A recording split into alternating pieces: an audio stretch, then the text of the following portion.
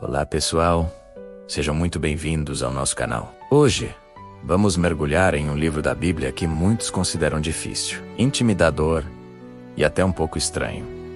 O livro de Levítico. Você já tentou ler e se sentiu perdido em meio a tantos sacrifícios, leis de pureza e rituais? Pois bem, a minha missão hoje é desvendar Levítico com você e mostrar que, longe de ser um livro obsoleto, ele é uma das peças mais importantes para entendermos o plano de Deus e a obra de Jesus Cristo. Então, prepare sua mente e seu coração, porque vamos descobrir juntos como um Deus santo pode habitar no meio de um povo pecador.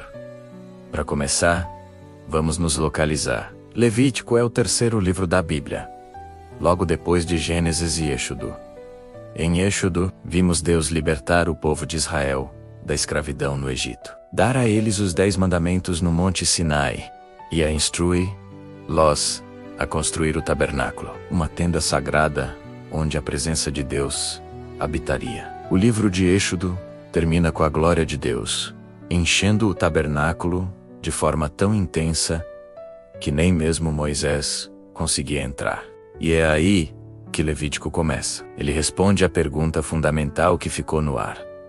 Ok, Deus está aqui, no nosso meio. Mas como nós, um povo falho e pecador, podemos nos aproximar desse Deus que é perfeitamente santo e puro? Como podemos conviver com Ele sem sermos consumidos por sua santidade? Levítico é, essencialmente, o manual de instruções de Deus para responder a essa pergunta. A palavra-chave que ecoa por todo o livro é santidade. Deus diz repetidamente: sede santos, porque eu, o Senhor, vosso Deus, sou santo. O livro pode ser dividido em duas grandes partes. A primeira, que vai do capítulo 1 ao 16, foca em como resolver o problema do pecado e da impureza, nos ensinando como nos aproximar de Deus. A segunda parte, do capítulo 17 ao 27, foca em como manter essa comunhão com Deus, vivendo uma vida de santidade no dia a dia. Vamos começar pela primeira parte. As instruções para o culto. Os primeiros 7 capítulos são dedicados a detalhar 5 tipos principais de sacrifícios e ofertas. Temos o holocausto, a oferta de manjares, a oferta pacífica, a oferta pelo pecado e a oferta pela culpa. Pode parecer repetitivo, mas cada uma tinha um propósito específico. O ponto central de tudo isso era o derramamento de sangue. Levítico 17:11 nos dá a chave, porque a vida da carne está no sangue. É o sangue que faz expiação pela alma. A ideia era que o pecado leva à morte, mas Deus, em sua misericórdia, permitia que a vida de um animal substituísse a vida do pecador. O sangue do sacrifício não apagava o pecado, mas o cobria, permitindo que a pessoa fosse perdoada e restaurada à comunhão com Deus. Isso já nos dá uma pista poderosa, não é? Todo esse sistema sacrificial era uma sombra, um apontamento para o futuro. Ele nos mostra a seriedade do pecado e a necessidade de um sacrifício para expiação. E claro, aponta para Jesus, o Cordeiro de Deus que tira o pecado do mundo, cujo sacrifício na cruz seria o único e definitivo, que não apenas cobre, mas remove completamente os nossos pecados. Depois dos sacrifícios, os capítulos 8 a 10 tratam do sacerdócio. Deus escolheu Arão e seus filhos para servirem como intermediários entre o povo e ele. Eles eram consagrados para realizar os rituais e oferecer os sacrifícios. Mas logo no capítulo 10, acontece uma tragédia. 2 filhos de Arão, Nadab e Abiú, decidem oferecer fogo estranho a Deus, ou seja, um tipo de incenso que Deus não havia ordenado. O resultado, eles foram consumidos pelo fogo divino. Essa história chocante reforça uma das principais lições de Levítico. Não podemos nos aproximar de Deus do nosso jeito, com as nossas regras. A adoração a um Deus santo exige reverência, obediência e respeito às suas instruções. Em seguida, dos capítulos 11 a 15, encontramos as famosas leis de pureza e impureza. Elas falam sobre quais animais podiam ser comidos, como lidar com doenças de pele como a lepra e com as impurezas cerimoniais relacionadas a fluidos corporais e ao contato com a morte. Para nós hoje, essas leis podem parecer estranhas. Por que não comer carne de porco? Qual o problema em tocar em certas coisas? O objetivo principal aqui não era apenas higiene, mas ensinar ao povo de Israel uma lição simbólica constante. Eles viviam em um mundo onde tudo era comum ou profano. Através dessas regras diárias, Deus estava encono-os a discernir entre o puro e o impuro, o santo e o profano. Era um lembrete constante de que eles eram um povo separado, diferente, chamado para viver em um estado de pureza diante de Deus. A impureza ritual não era necessariamente pecado, mas te deixava inapto para se aproximar da presença santa de Deus.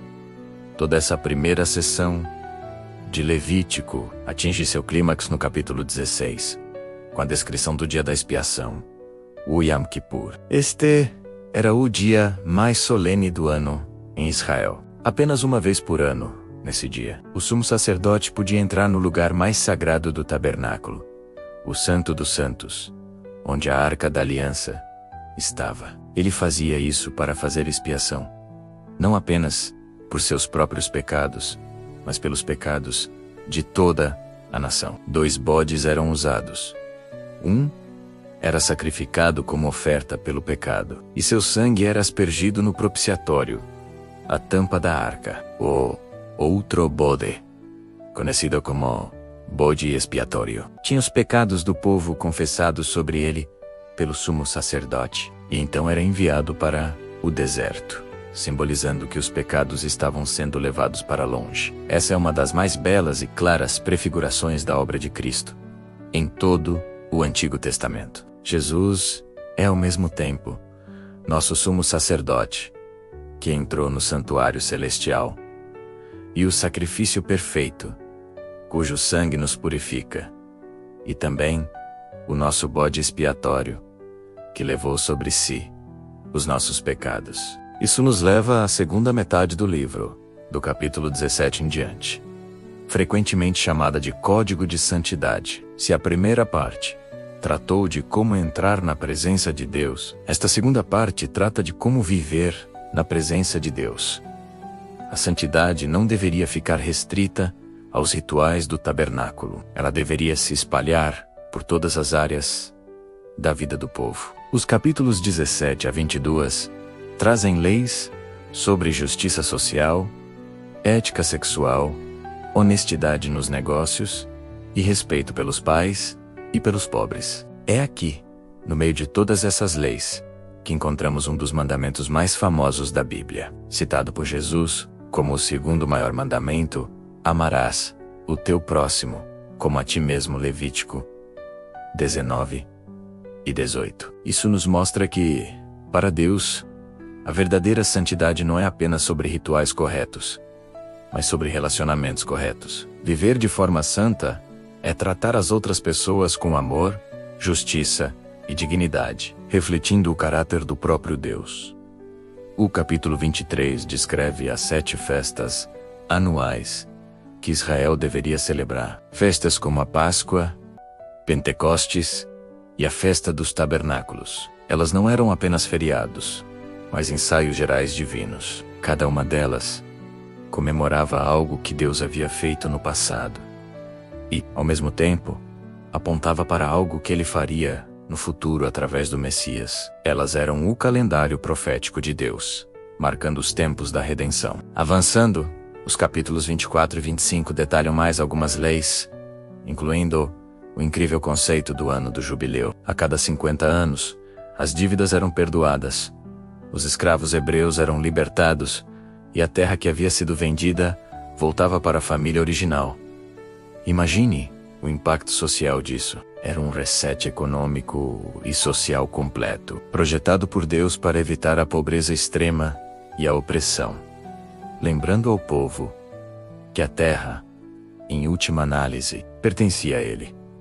O jubileu é um símbolo poderoso da verdadeira libertação e restauração que encontramos em Cristo. Finalmente, o livro se encerra com uma escolha. O capítulo 26 apresenta as bênçãos pela obediência e as maldições pela desobediência. Se o povo andasse nos caminhos de Deus, experimentaria paz, prosperidade e a presença contínua de Deus. Mas se eles quebrassem a aliança e se voltassem para a idolatria, enfrentariam doenças, fome, derrota e, por fim, o exílio da terra prometida. O capítulo 27 funciona como um apêndice, tratando de votos e dízimos. Então, qual é a mensagem final de Levítico para nós hoje? Em primeiro lugar, ele nos mostra a absoluta santidade de Deus e a profunda seriedade do nosso pecado. Não podemos tratar Deus de qualquer maneira. Em segundo lugar, ele revela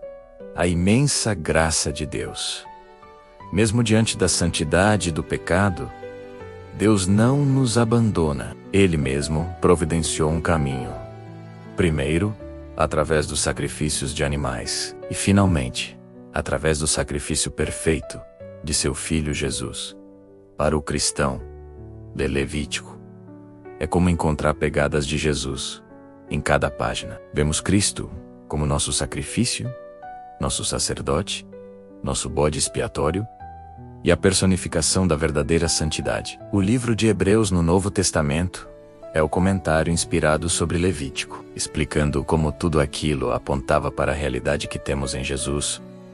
Por causa de Cristo, não precisamos mais de sacrifícios de animais ou de um sacerdócio terreno. Podemos nos aproximar de Deus com confiança, porque fomos purificados pelo sangue de Jesus e declarados santos. Mas o chamado à santidade prática continua. Assim como Israel foi chamado a viver de forma diferente das nações ao seu redor, nós também somos chamados a viver uma vida separada, dedicada a Deus, refletindo seu amor e justiça em tudo o que fazemos. Levítico não é um livro de regras mortas. É um livro que revela o coração de um Deus santo, que deseja desesperadamente ter comunhão com o seu povo. É um livro que nos faz valorizar ainda mais o que Jesus fez por nós na cruz. Espero que esta jornada por Levítico tenha sido esclarecedora para você e tenha despertado o desejo de olhar para este livro incrível com novos olhos. Se você gostou deste vídeo e quer continuar aprendendo mais sobre a Bíblia, não se esqueça de deixar o seu like, se inscrever no canal e ativar o sininho para não perder os próximos estudos. Muito obrigado por assistir e que Deus te abençoe.